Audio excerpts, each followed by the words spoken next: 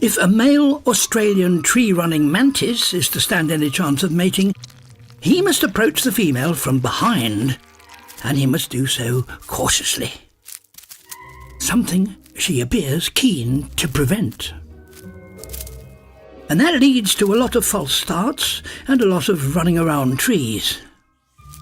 A whole new approach to speed dating. So close, and yet so far. Giving him the runaround tests his fitness. A stealthy approach will show whether he is a capable hunter. An important skill to pass on to her offspring.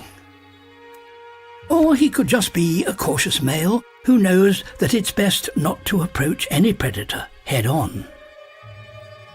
The thing about trying to get cosy with killers is that it's often best to do it when they have their hands full. Even then, it's prudent to approach from the rear.